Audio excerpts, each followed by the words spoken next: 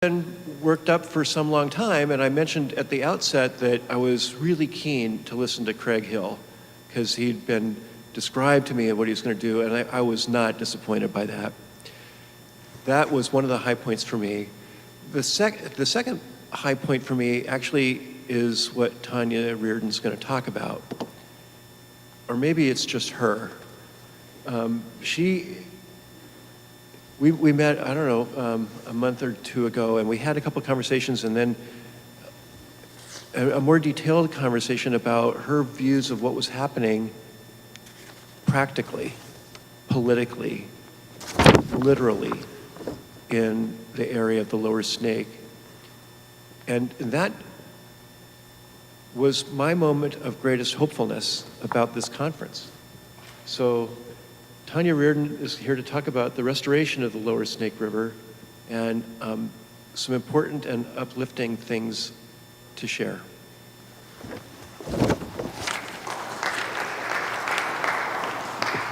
Okay, let's make sure I get close enough. Does that sound okay? Is that loud in the back? I'll wait for my slides to come up. Thank you, John. That's really nice. I am typically very, very optimistic, but we have a lot of work to do to take care of our Earth. And I'll talk a little bit about what that means for the Lower Snake River and salmon recovery. I'll just give it a minute. It's okay. Somebody shut my computer down. We have this amazing one-man tech guy over here who's doing all of it, the live, the mics, our slides. Give him big round of applause. I'll go ahead and start. I'll catch my slides up. They're just pictures that I wanted you to see to kind of capture some of the visual things I'll be talking about. I'm Tanya Reardon. I'm the Policy and Advocacy Director with Save Our Wild Salmon. Save Our Wild Salmon is a coalition of national and Pacific Northwest partners working primarily to restore the Lower Snake River. I want to start today with a poem from the newly published book, I Sing the Salmon Home. It's edited by Rena Priest, Poet Laureate and a Lummi Tribal Nation member. The poem is titled The Cycle by Tegan Keys. The salmon died in a shallow wing of the river, and already the body's scales are flaking away in rainbows. And bacterial specks are clustering upon it, like fine dust on a silver needle, worn from its work. It has pierced many miles of water, stitching together the river and the salt, stiff fabric of the sea. A single thread in a tapestry weaving through the orca's teeth, the heron's beak, the eagle's plunging talons, the bear's dark gut, the tangled roots of cedar and spruce. And now the glittering moss of microbes filling across the tired body, tarnished green and red, which has accomplished nothing less than the mending of the world.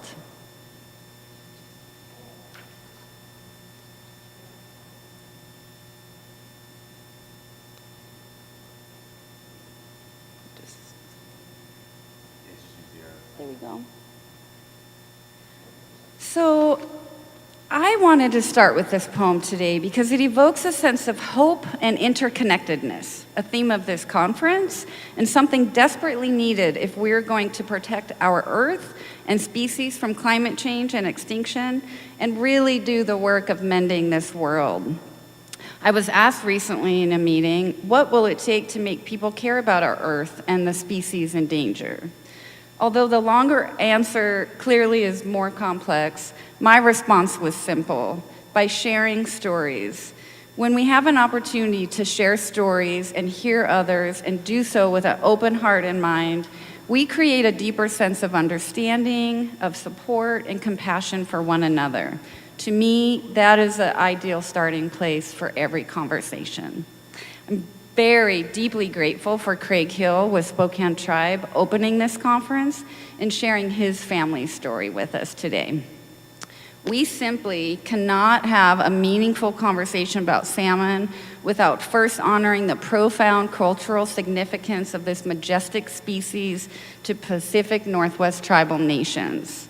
And I'd like to ask that we go further than honoring the cultural significance of salmon to tribal nations. I'd like to ask that we also reflect on and acknowledge the wisdom and brilliance being shared by tribal nations since time immemorial. The wisdom about the role of salmon as a keystone, connective, and indicator species, and why we must all do everything we can to protect this incredible species from extinction. Salmon are a keystone species. They have a large effect on the environment and biodiversity relative to its abundance. Keystone species has low functional redundancy, meaning that no other species can replace its role. The function of the ecosystem depends on them. Salmon are a connector species, connecting the streams, rivers, oceans in our region, providing critical nutrients across freshwater and saltwater habitats, moving important healthy energy and nutrients across our ecosystems. And salmon are an indicator species, living organisms that tell us something has changed or is going to change in the environment. Changes in salmon populations can be used to indicate a decline in habitat and water quality, as well as the presence of disease. So when salmon are not doing well, we know our entire ecosystem is not doing well. And although I will be talking about Snake River restoration today because that is a core work of Save Our Wild Salmon, we also must honor and support the tribes across our region to reintroduce and restore salmon in the Spokane River and other upper reaches of the Columbia Basin, the ancestral home of salmon as well. The health of our region depends on them being here too. My message today, though, is about what I hope will be another chapter in the story of salmon, bringing them home to a restored Lower Snake River. And to bring salmon home to the Snake River, we have to understand what home is and why they're not able to get there. This free-flowing Snake River was once home to over 16 million salmon. Salmon migration is an epic journey that tells a story that goes well beyond its fish. It's a story of magnificent waterways, resilient and vibrant communities, and of shared connections across the Northwest. It's the story of salmon returning home to their birthplace to give their life and vital nutrients back to the rivers, streams, forests, plants, and wildlife. But salmon require cold, free-flowing, freshwater habitat for their migration home. And when they don't have that, they die trying to make it home before they can birth their eggs and give their life back to the river they were born in. The Lower Snake River is critical to salmon because, as you can see from this map, it's the main access point for salmon migration between the Pacific Ocean, the Columbia River, and the free-flowing freshwater rivers and streams in Washington and Idaho. You can see the location of the 4 Lower Snake River dams here between Lewiston, Idaho, and Tri-Cities. They're the little black dashes on there in the middle. These 4 dams create about 140 miles of very hot pools of water, which is the greatest harm right now to Snake River salmon and steelhead. These 4 dams were built between 1962 and 1975. They flooded over 14,000 acres, washing away sacred indigenous gathering sites, burial grounds, fishing spots, and homes. When these dams were built by the U.S. government during the era of hydropower and industrialization, they were very controversial in the Pacific Northwest due to the likely impacts to salmon, our ecosystem, and tribal nations. Despite significant advocacy and opposition and urgent warnings by tribal nations, the dams were built, and so here we are now, over 50 years later. The Snake River, without these dams, was once like a super highway for migrating salmon, connecting to over 5,000 miles of spawning habitat in central Idaho and northeast Oregon. Now, clogged up by the dams, this stretch of the river has become more of a salmon traffic jam and unfortunately a death trap. This is where salmon are trying to go. Half of the best salmon habitat left in the entire lower 48 states still exists within the mountainous Snake River headwaters, just beyond the lower 4 dams.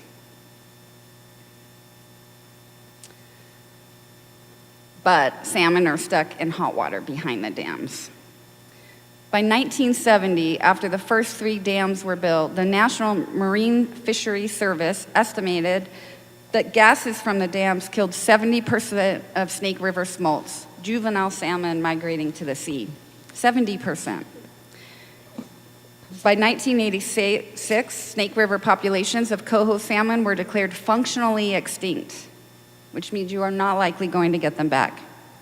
After a 20-year absence, coho numbers have started to increase in the Columbia Basin, but only due to tribal nations' diligent efforts to resurrect them.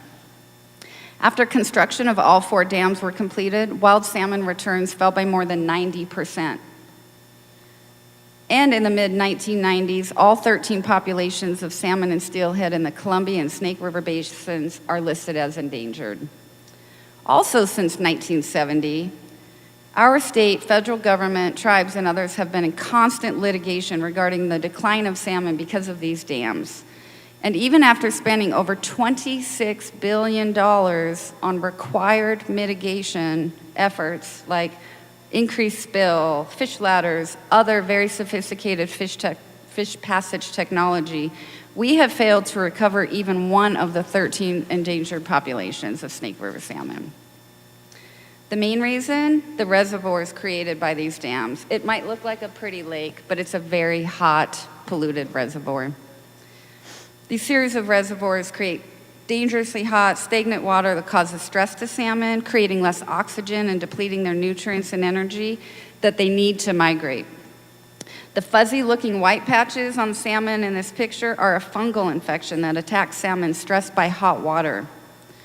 The dramatic impacts of transforming a wild river into a series of hot reservoirs were made very clear in 2019. Only 14 of these amazing keystone species, sockeye salmon, only 14 made it to their central home in North Idaho to spawn, central Idaho to spawn.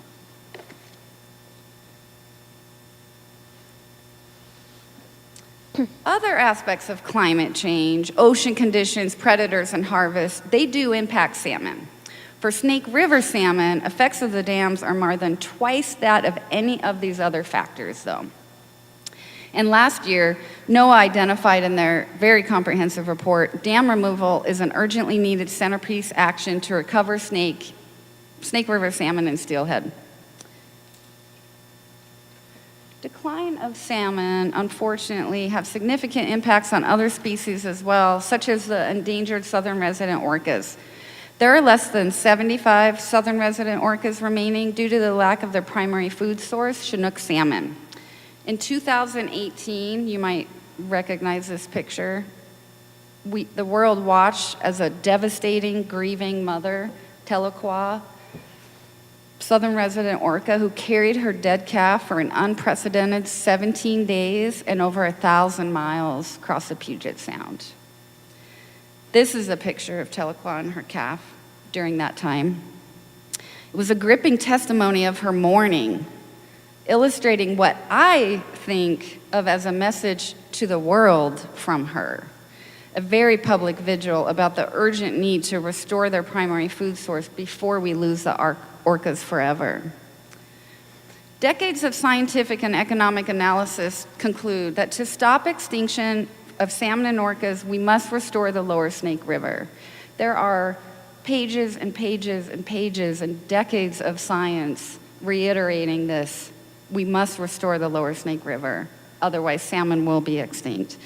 It is our best and only chance, which means we must begin now to plan to replace energy and other services provided by these dams. And if we do so, we know that salmon will return home in abundance. So the question remains, if we know the importance of salmon to our ecosystem, tribal cultures, our southern resident orcas, we've literally spent billions of dollars and tried everything possible without success to stop extinction. And restoring the lower Snake River is the only remaining scientific viable option available. Why is there resistance to decisive, comprehensive action? Why haven't we fully addressed this crisis yet? And why haven't we done what we need to bring salmon home? To help answer that question, I'm going to backtrack for a minute and tell you a little bit more about myself. I've worked at the intersection of politics, community advocacy, and government for over 20 years, with nonprofits, a U.S. senator, local politicians. I've witnessed firsthand the complexity of trying to advance large-scale change and policies. And I've closely observed a troublesome, contradicting dynamic that occurs between our desire to shape policy that actually serve us effectively and to advance holistic solutions aligned with the collective needs of people, ecosystems, our economy, and families, with the unfortunate reality that policymakers are largely stuck in or beholden to the current system, the status quo, and the existing power structures. And based on these experiences and observations, and reading the growing body of scientific and academic literature examining the reason for resistance to climate change, the answer appears quite clear to me, actually. Above all, we must restore, through government, our communities, our systems, and other means, our trust in collective action. We must restore our trust in each other, to urge policymakers to break free from the status quo and trust in our ability to work together to address large-scale issues. It is the only way we will address these. Large-scale issues like climate change and this once-in-a-lifetime opportunity to take on the largest river restoration in history. So what does this kind of change and collective action look like? And is it even possible? For salmon to survive and to be available for future generations, for our ecosystems to be healthy, it has to be possible. And for the Lower Snake River, fortunately, it is very doable, but it will require collective action, cooperation, and all of us working together to transition the services provided by the dams. We can effectively plan to replace the transportation, energy, and irrigation services of the 4 Lower Snake River dams. And we can do that with reliable, affordable, modernized systems. Once salmon disappear, we cannot replace them or the benefits they provide to our land, waters, culture, and our life. Here are a few facts about the services that the dams provide. The first is transportation. The Lower Snake River dams allow for barges to transport crops from the inland port of Lewiston down the Snake River into the Columbia Rivers to the seaports. However, barging has declined on the Lower Snake River through all 4 dams by over 50% in the last couple decades. Overall, barging is incredibly expensive, but has remained in place for some, primarily due to the considerable federal subsidies provided, ranging from $30,000 to $50,000 per barge. The federal government is essentially using taxpayer dollars to subsidize the barges because on their own, these barges are too expensive to offer competitive prices to Eastern Washington farmers.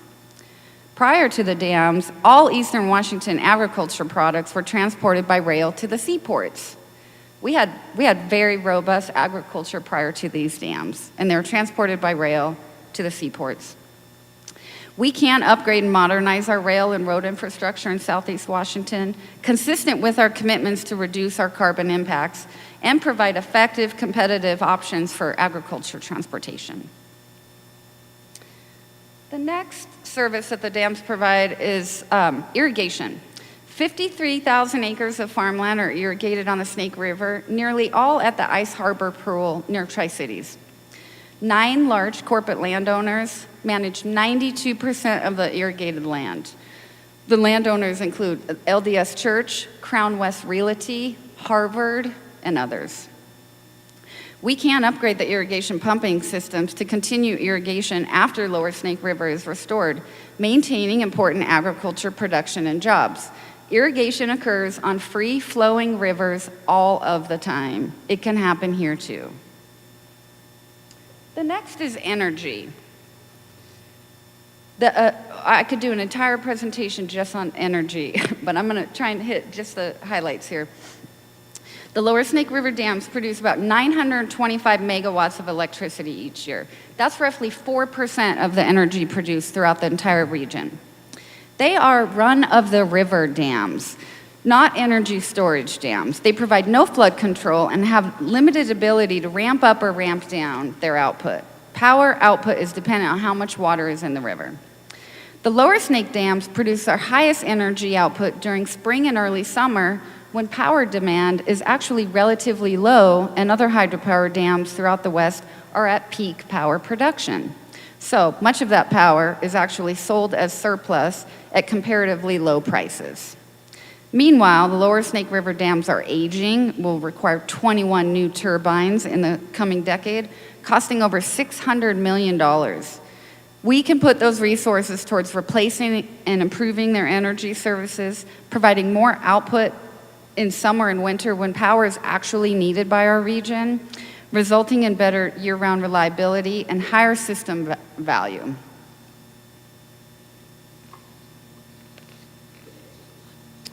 No energy system is designed to last forever. We can transition to wind and solar and other clean energy sources. The Northwest has accomplished these types of transitions before, and working together, we can surely do it again. The story of salmon is a magical story about returning home, generation after generation, home to the waters of their birth, giving life and nutrients to our earth and other species. And as part of their future story, my hope is that we will look back on this moment and reflect on how we transform the Lower Snake River back to its natural state by working together collectively to save a remarkable, important keystone species, and ensure the continued benefits salmon bring to our ecosystem, cultures, community, and economy. Please join me in creating that story, the one we can be proud of and learn from and pass on for many, many generations. As Rena Priest says in her anthology, I Sing the Salmon Home, it is my hope that salmon's heroic journey will carry into the hearts of others a wish to preserve and protect the gifts of salmon bestowed by a beautiful living earth. May their good work continue to sing the salmon home. And to close, I'd like to share a poem with you in the book I Sing the Salmon Home by Matteo Tamburini. It's titled, We Choose How It Ends. Again, they return to their stream, for the instinct to live rules supreme. Our lives are entwined, profit clouded our mind. To redeem ourselves, break free from the dream. For countless generations, a generous celebration, the orcas and bears had plenty to share. Restore is my invocation, to bring back the bounty of yore. As neighbors, we each have a chore. The actions we'll take, this world to remake, together, we will. Our region is confronted with a defining choice right now, with enormous implications. We can choose to stick with the status quo, which means cost, uncertainty, litigation, conflict, extinction. Or we can choose a new approach, collaboration, restoration, investment in communities and infrastructure, clean energy, and salmon abundance. Thank you, everyone, for being here today. May we all work together collectively to sing the salmon home.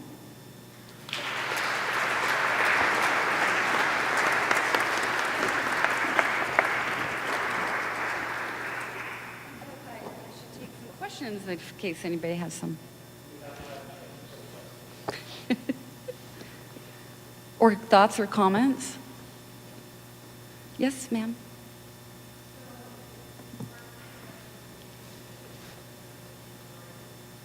It's the federal government, because they're federal dams.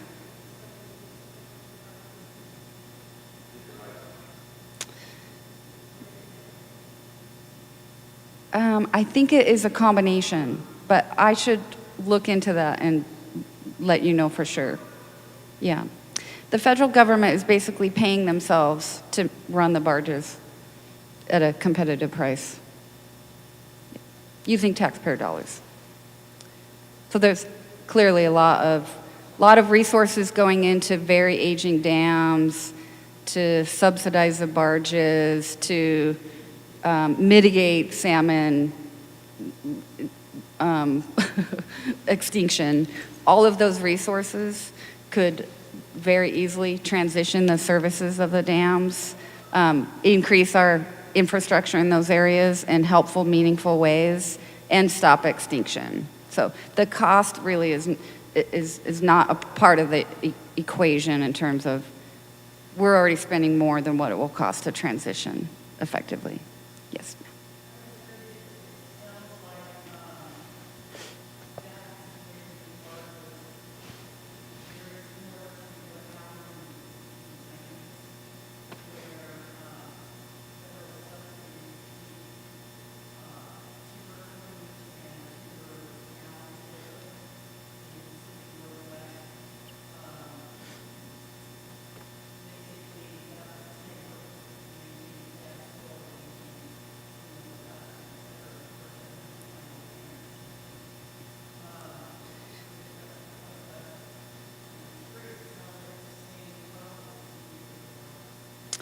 Yeah, I just want to say subsidies are often very important to support industries, especially during recessions or other factors outside of their control, in order to help them maintain through challenges to continue providing that support to the economy.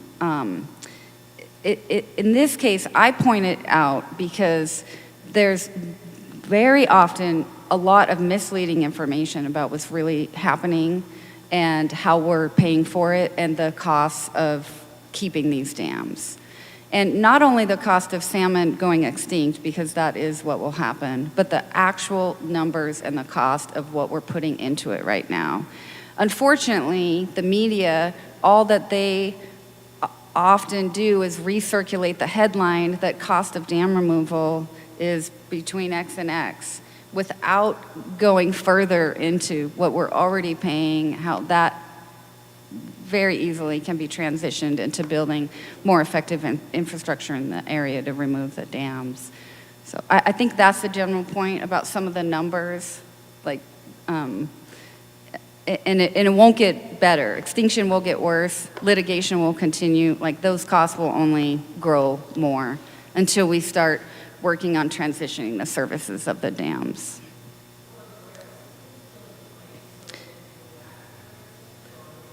Some of it is. Some of it has not been updated and maintained and used, so that will have to be redeveloped and designed. Some of it probably isn't where it should be either, based on Nez Perce tribal land and other indigenous sacred sites. So planning for the transition of the transportation infrastructure, we'll look at all of those aspects of where's the best rail, how to limit road traffic with trucks, where should additional grain elevators be to help manage the transportation by rail to the seaports. And there's some really great local co-ops who have done this themselves, actually, built some rail lines and grain elevators and have taken their items off barging because it works better for them to do it this way. There's a lot of options. The community and the people impacted definitely need to come together to identify what the best alternatives and solutions are to maintain important agriculture across the region. But it can be done. Definitely can be done. Denise.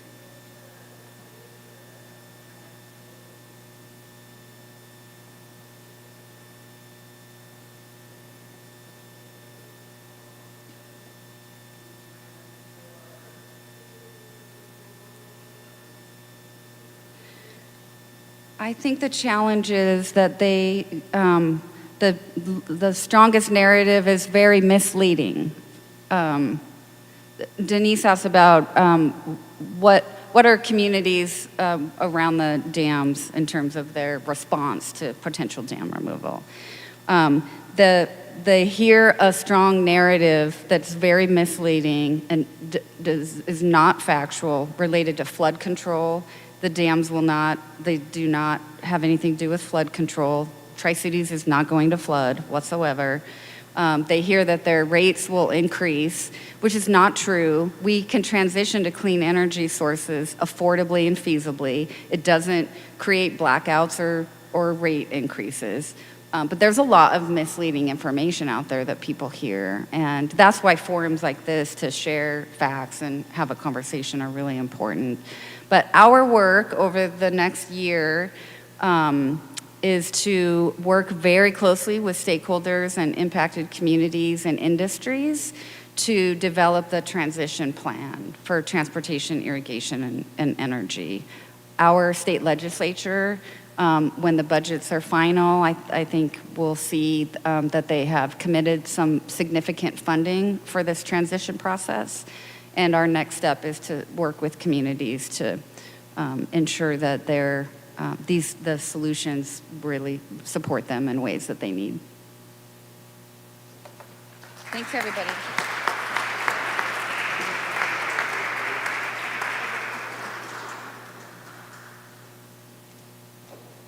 Yeah, 16 million down to 14 fish.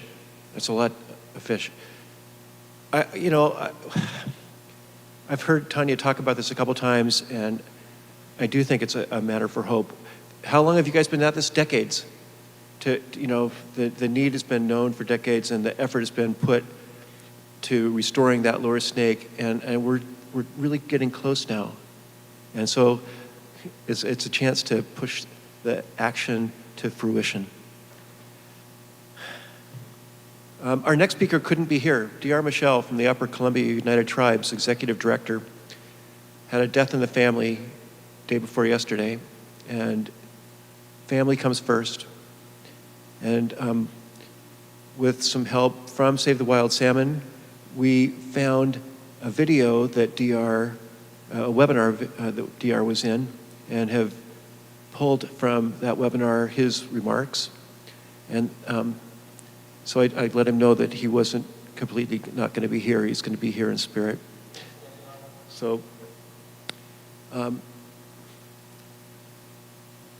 the issue of salmon on the Upper Columbia is more complex than the snake, because the dams are bigger, right?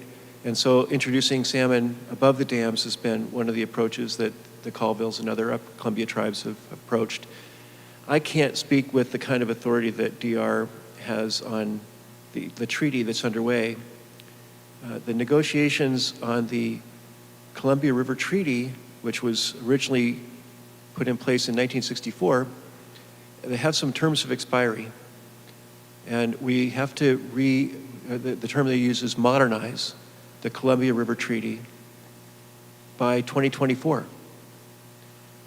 So time is running out for that effort, and the State Department is in active negotiations with the Government of Canada. Those two bodies were the bodies that set the treaty, and in the last few years, there's been an increasing understanding that we need to broaden the scope of the treaties, that the two elements that were established by treaty were flood control and generation of electric power. What was missing from that, and what has been advocated most prominently by the tribes, is ecology management. 2 nights ago, the State Department held a listening session online about the treaty for people in our area to voice their thinking on what was important.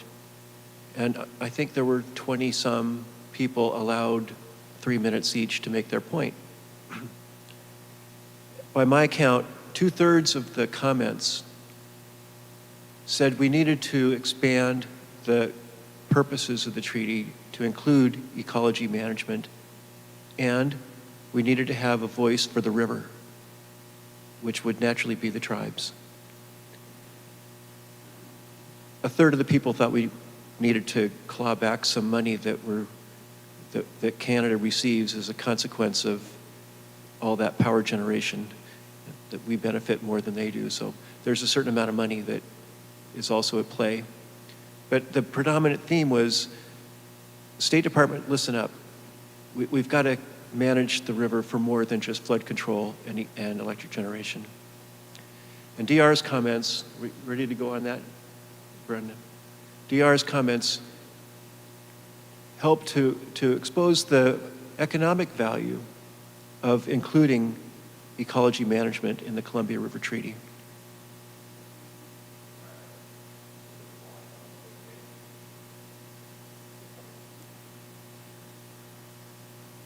Thanks, Jim.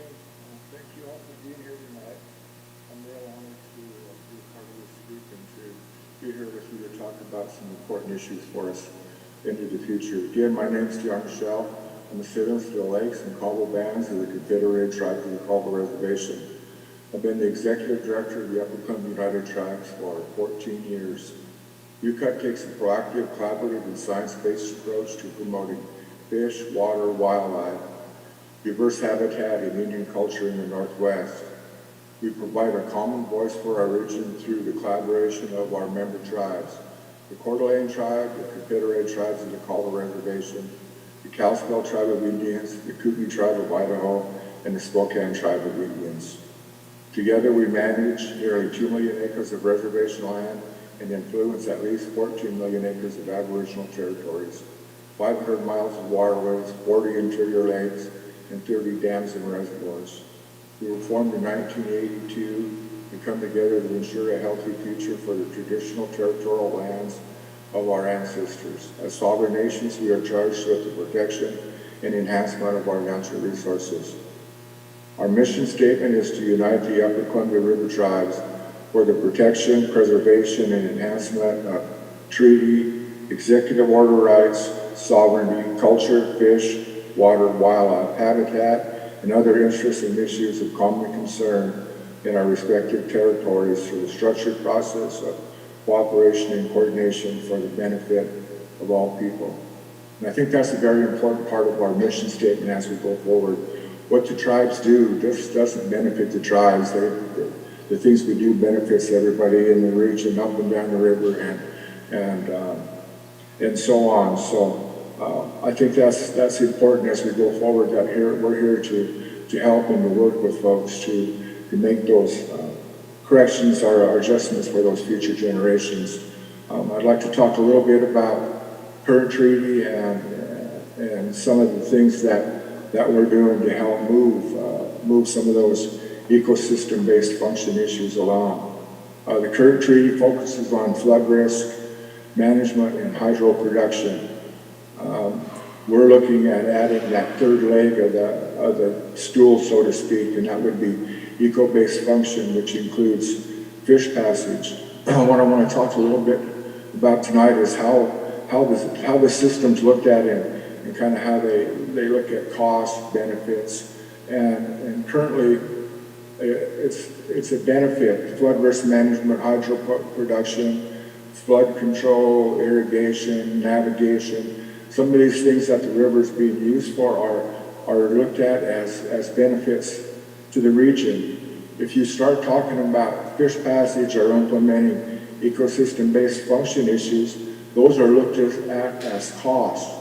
And I think for years now we've kind of looked at that backwards, where it's been a cost to the river for flood risk management, hydro production, and we're just looking to swing that pendulum back towards the center and look at those domestic issues, those passage issues as benefits, as investments in our future. There's a lot of economic opportunities that we've put forth and all this information is available on our website. The Columbia Basin Valuation Report looks at the economics of the Columbia River Basin and kind of compares it to some of the other things and the uses and the importance of looking at it in that sense. It's not just there to provide flood risk management and hydro production. It can do a lot of other things, and it has done a lot of other things for the tribes and for the region for thousands of years. And it doesn't have to be either or.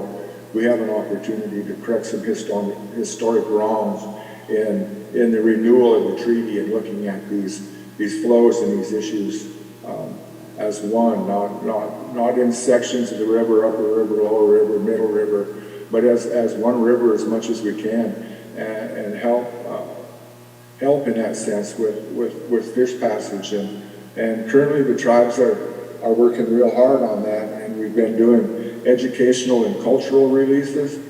So we've been turning fish loose above Chief Joe and Grand Coulee into some of our tributaries, the Sampoil River, where we've actually had spawning activities and have caught some juveniles going down to Sampoil in our screw traffic.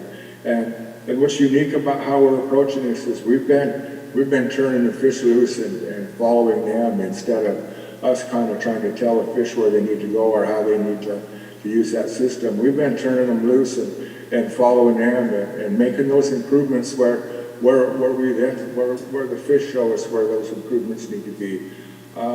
We've turned fish loose in Hangman, a tributary into the Spokane from the Coeur d'Alene res, where they turned a few fish loose and actually made it down through 5 dams without passage, down through the main stem below Chief Joe, out into the ocean, did its thing, and a handful of them made it back as far as Wells Dam, and we were actually notified in the Coeur d'Alenes were able to pick one up. And we took that fish up to Hangman Creek on a piece of property the Coeur d'Alenes just purchased and turned it loose. It was the first time in 120 years or 100 years plus that there's been an anemone, there's been a salmon in those waters. Same with Shimmikin Creek on the Spokane res. We turned some fish loose there, and a handful of made it back. One actually made it back up the river as far as it could swim, and was at the base of Chief Joseph Dam, and they caught it in the ladder there at the hatchery, and returned it to the Spokane, and then they named that one She Who Traces Her Steps. Was able to, with no help, basically turn it loose, let that salmon in its instincts to navigate that system and make it back, as proof in our process, in the fact that these salmon, even after 80 to 100 plus years, are still there, are still trying to live up to their end of the bargain. In our creation stories, the salmon was some of the first beings to offer themselves up to us as humans. As long as we take care of them, they would take care of us. And it becomes a responsibility for us to take this opportunity and provide those fish what was taken away from them with the construction of Chief Joe and Grand Coulee and those dams on the Spokane River, and return them to their rightful spawning grounds, those traditional spawning grounds north of the border.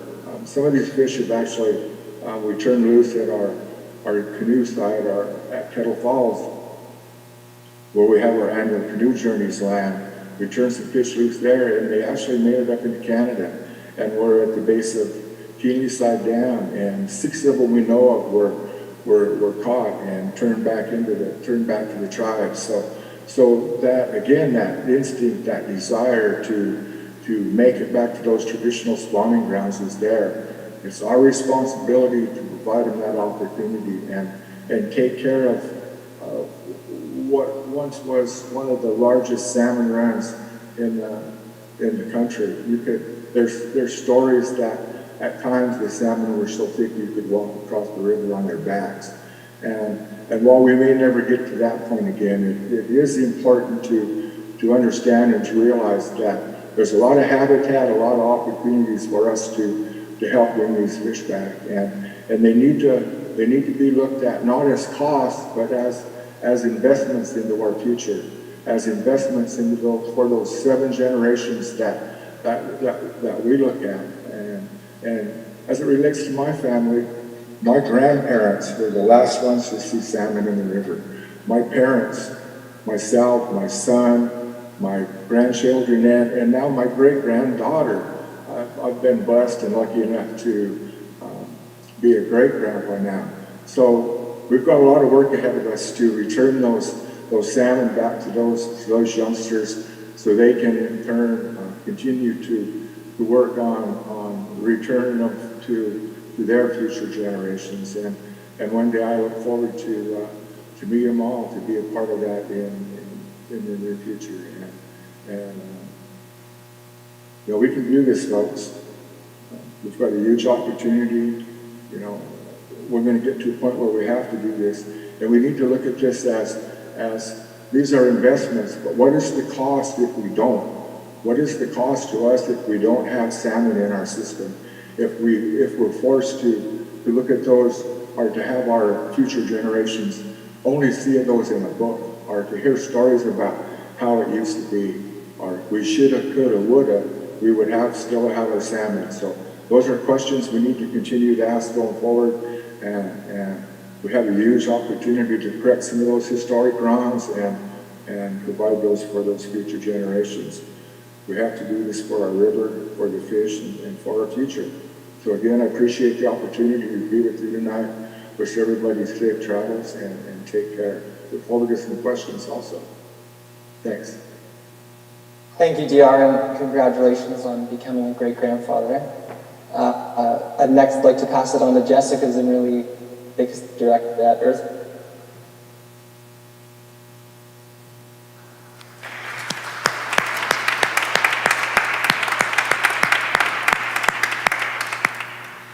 I told DR that if there were questions from the audience, I would be glad to record those and take them to him. So bring your questions to me afterwards, and I'll get them in front of the right person to address them. Okay, that's the end of our river story. And at the beginning of the day, we said the purpose of this was to bring up the upcoming Expo anniversary next year. And so that's, the planning for that's begun. There's some people in the audience here who have played instrumental parts in kicking that off. And you were advertised to get Matt Santangelo as the speaker for this, and Matt has a family thing also, not a death in the family, fortunately, but he had a family thing that took him away today. And we are fortunate that Kelly Brown, who's doing all of Matt's work for him, including standing up in front of crowds for him, she does everything except shoot basketball for him, is here to speak about Expo Plus 50.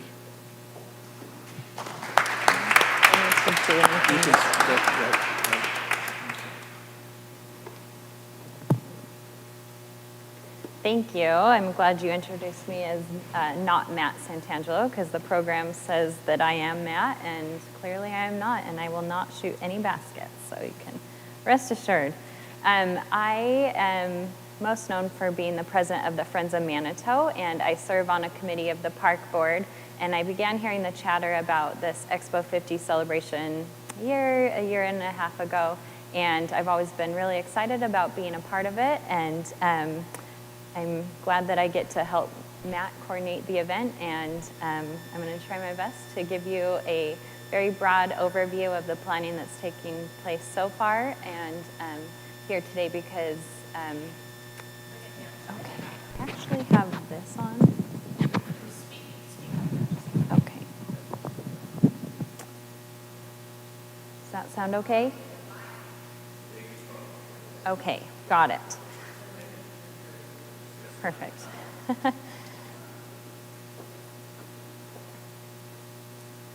Okay. Let's see. So what is the Expo 50 celebration? So during a time period from May 4th to July 9th, 2024 is the time space in which this community-wide celebration will take place. It's meant to honor its impactful transformation to the place that we call home.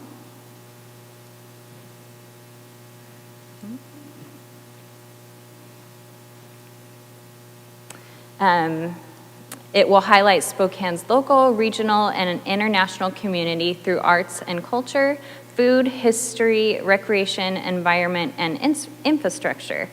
Event programming will provide a platform to showcase all our Spokane community has to offer, celebrate nature, and honor the Spokane River with a focus on the then and now, and the commemoration will be a catalyst for reflection and change. So within the, there's an internal infrastructure piece, and involved in that is a planning aspect, branding and marketing, walkability, events and activation, infrastructure and fundraising and sponsorship. And then from those internal pieces happening, there's the external pillars, the 5 themes. Environmental stewardship, obviously the most important, tribal culture, arts and culture, recreation and sport, and Expo legacy. And these things wouldn't be possible without partners. The partners involved in helping this celebration is the City of Spokane, Spokane County Public Facilities District, the Inovia Foundation, Greater Spokane Incorporated, Visit Spokane, Downtown Spokane Partnership, the Spokane Sports Commission, the University District, Gonzaga University, Avista Utilities, and Kendall Yards. So as you can see, it takes a lot of work and a lot of people to make this happen.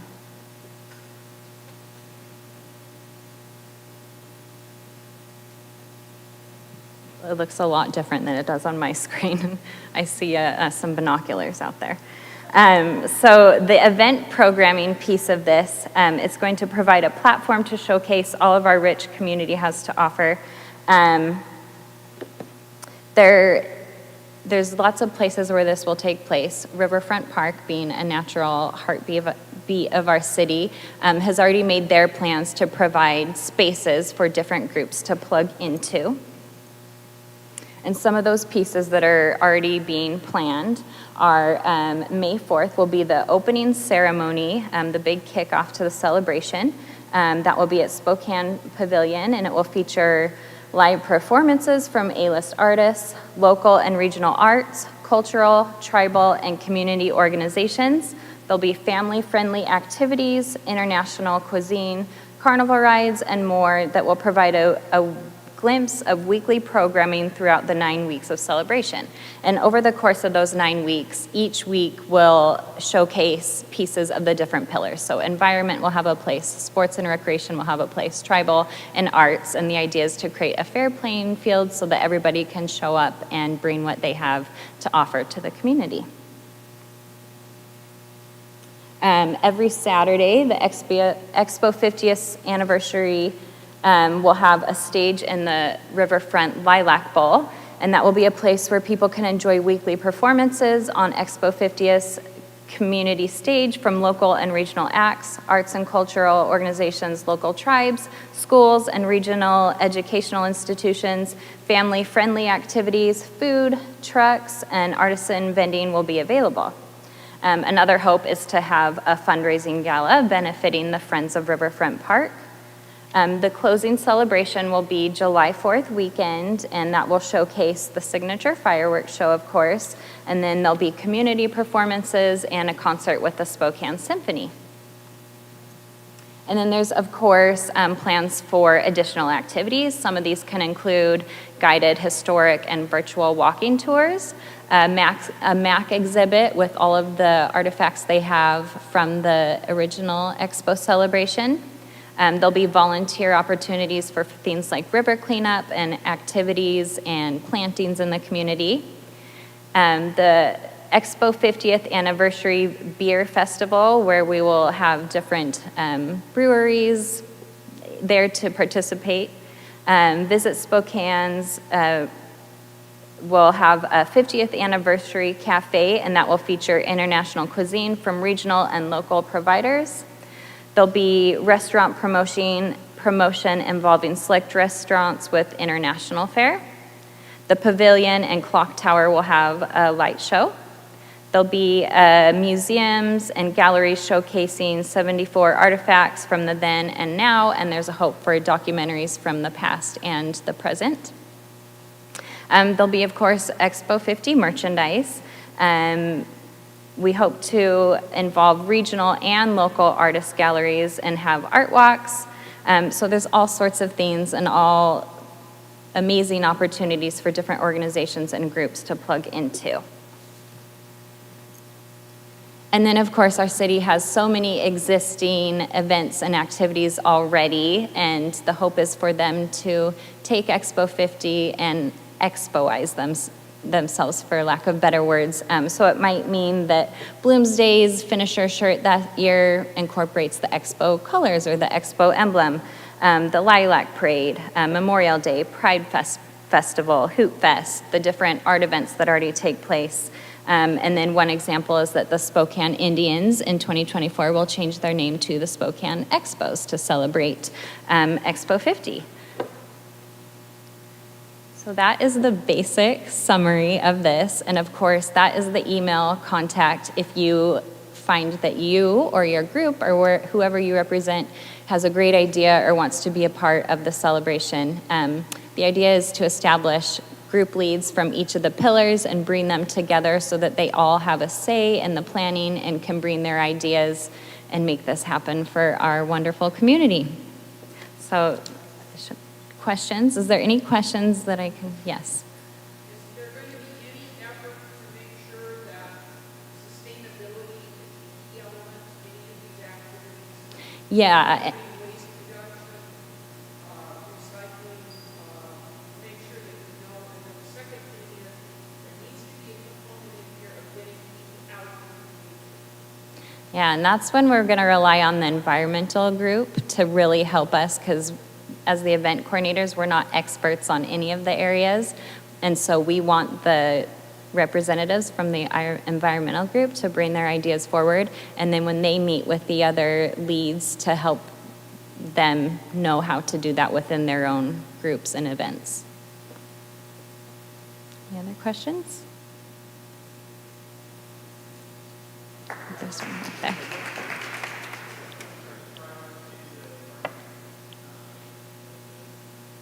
I'm sorry, I can't hear you.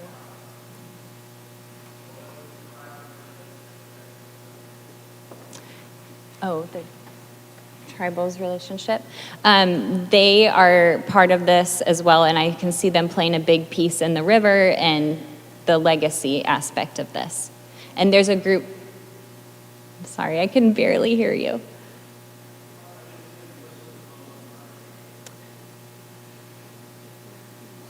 They're one of the themes, so there is a committee being formed for the tribal piece. Should be in there. Yeah, they're one of the 5 themes, and we do consider them very important. Jennifer?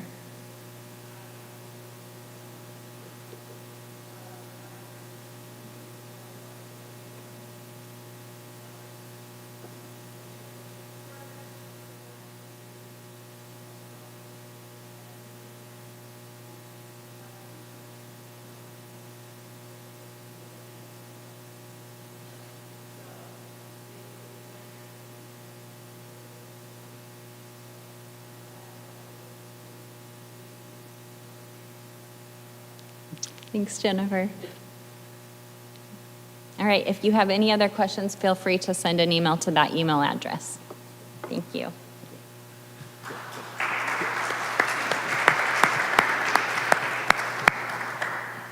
And if you address it to Matt, he'll give it to Kelly to answer.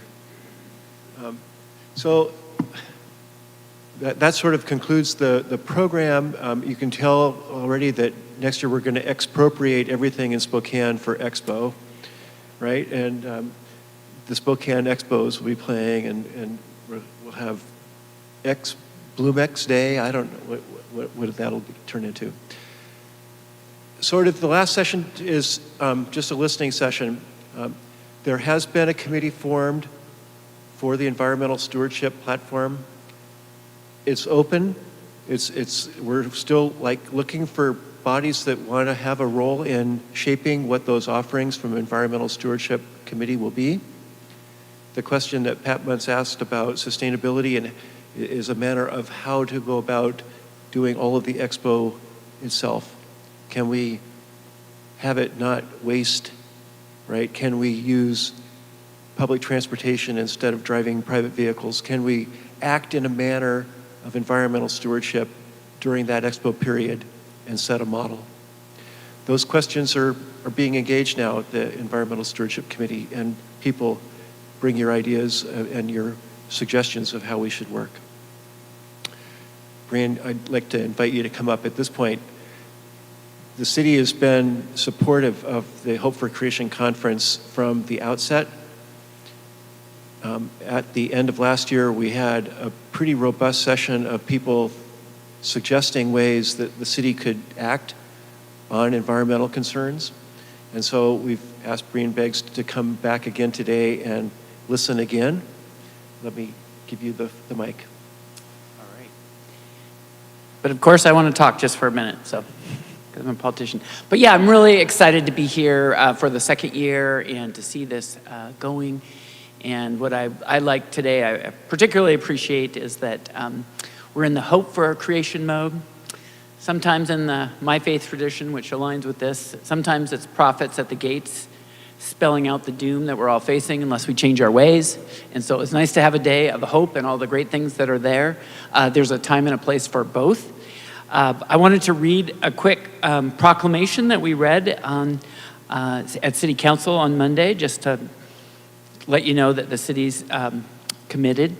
Whereas the first Earth Day was celebrated on April 12, 1970, and was the birth of the modern environmental movement, and whereas 4 years later, the city of Spokane amplified the voices of emerging environmental consciousness by hosting Expo 74, officially known as the International Exposition on the Environment, which was the first environmentally themed World's Fair. And whereas Earth Day is a time to focus on the fact that we only have one planet and re-energize our efforts to make our planet better for all people. And whereas the Spokane City Council acknowledges that we are on the unceded land of the Spokane people, and whereas the Spokane City Council is prioritizing policy related to environmental justice through its Environmental Justice Work Group, a community-led group focused on understanding the disproportionate impact of local environmental impacts, including pollution and urban heat islands on people of color, the disabled, the elderly, and low-income folks in our community. And whereas the Spokane City Council passed by resolution a plan that expands and accelerates tree planting in Spokane to increase our urban canopy from 20% to 40% in the next 7 years.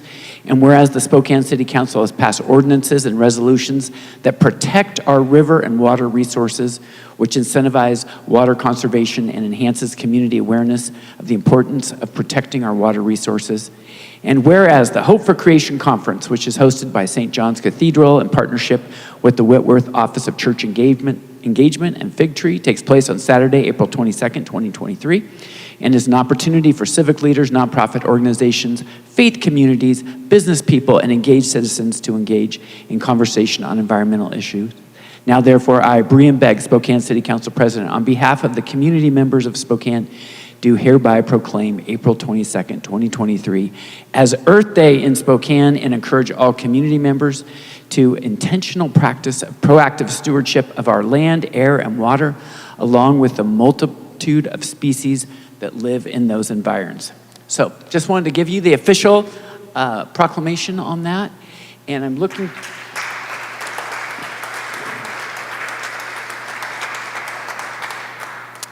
And like last year, I am looking for some specific ideas from you all that you'd like the city to focus on.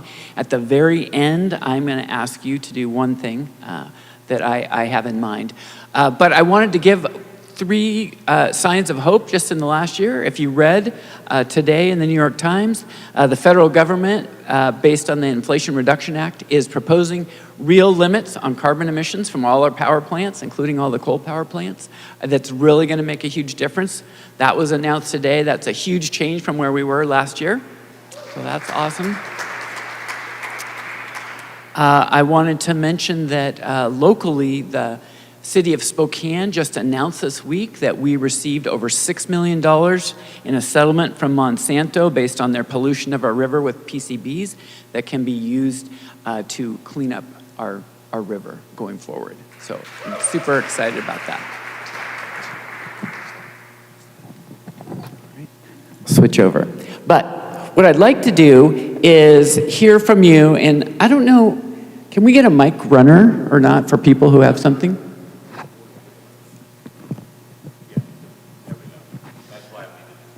Okay, they're ahead of me.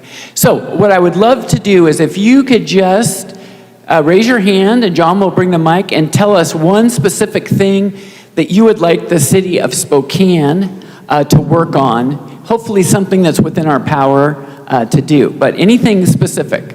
And then after I hear from someone, I'm going to find out what kind of support there is in the room for it. So please be bold. Denise. I would love to see Spokane, the city council, have a proposal that they passed on the rights of the Spokane River. All right. So we heard from Jerry, a proposal to give actual rights and perhaps stewardship and trusteeship for the river. How many people support that? Either stand up, give me a wave. Okay, awesome. Next up.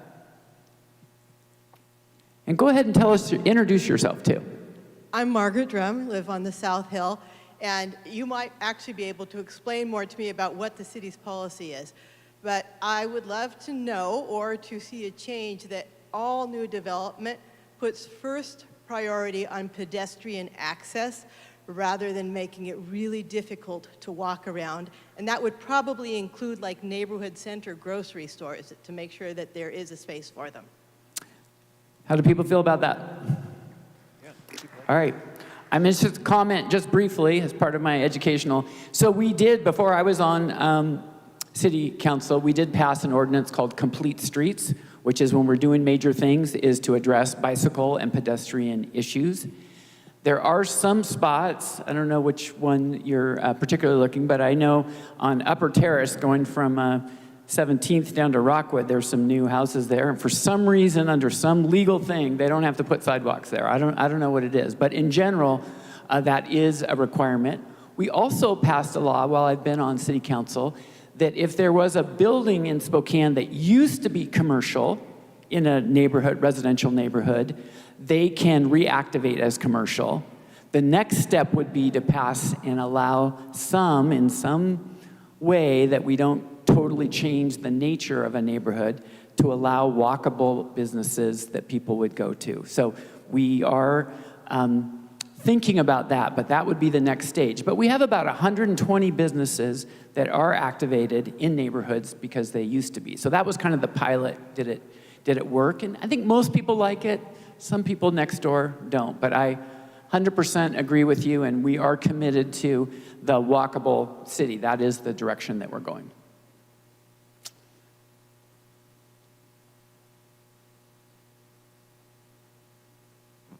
I'm Maggie Pheasant. I'm fairly new to Spokane, so this may not come to the city council. I would like to see an ordinance for new developments that requires a certain number of trees and that requires that some of that development, I'm talking residential, be planted in native plants. All right.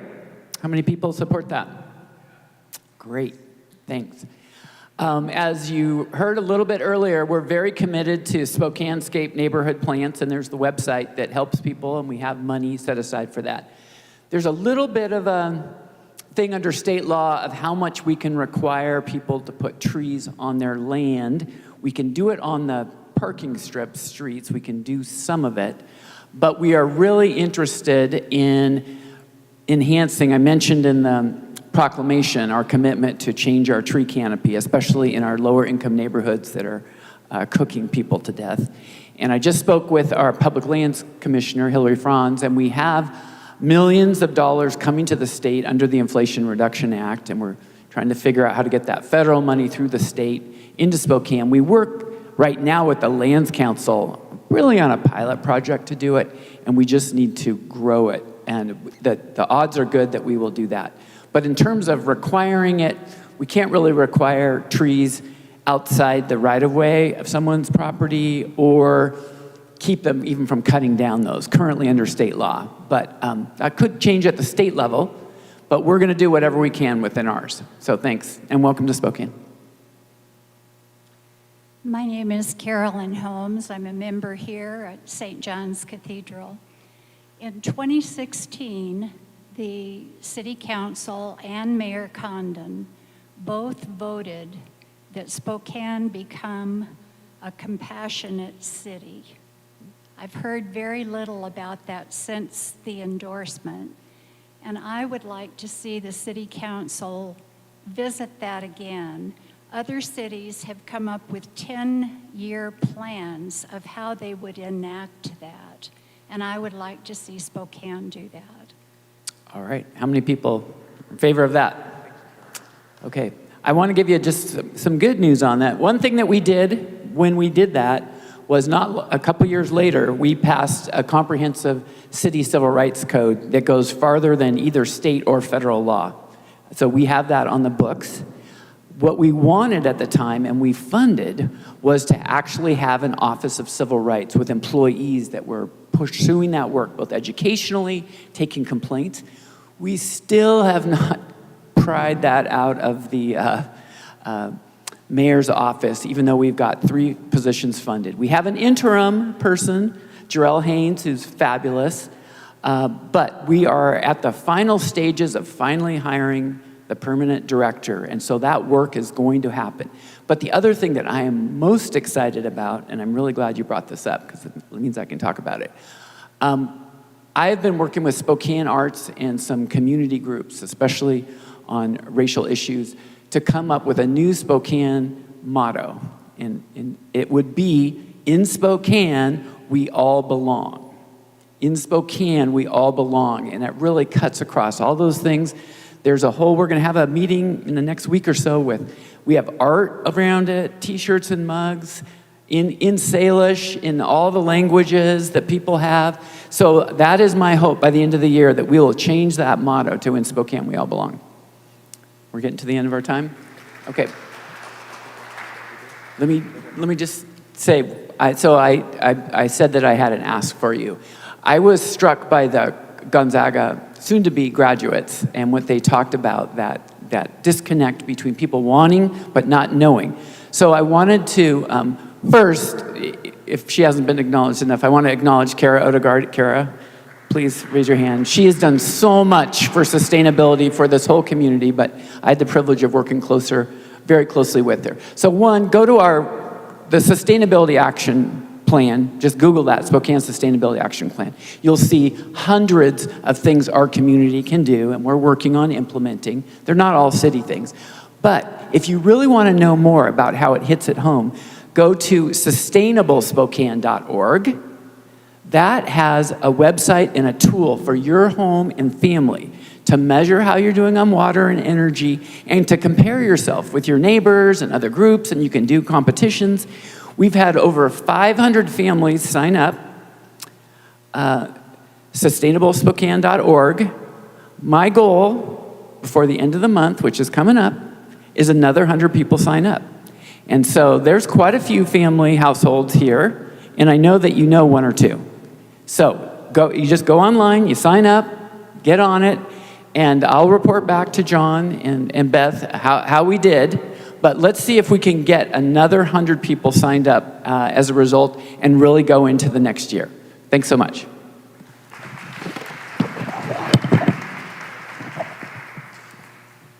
Okay, we're going to adjourn this session and welcome you to the exhibits outside and discussion groups inside. We pushed the discussion groups back a half an hour.